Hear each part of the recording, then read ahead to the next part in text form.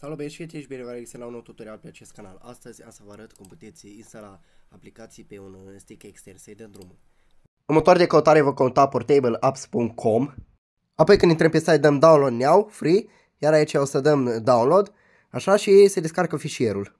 Apoi după ce programul s-a descărcat dăm dublu click pe el, așa, aici English, aici apăsăm next, I agree, new install, atenție, toate datele de pe stick vor fi pierdute. Portable D, adică să aveți stick-ul inserat și îi dăm install. După ce s-a instalat programul îi dăm finish, așa, aici putem da X, așa, și apăsăm pe apps. Bun, și după ce s-a deschis fereastra, puteți observa că avem o largă varietate de aplicații. De aici puteți instala jocuri, orice aplicații doriți și după ce selectați ceea ce doriți, o să trebuiască să dați next și să așteptați să se instaleze. Bun, întâi o să înceapă să descarce programele și apoi să le instaleze.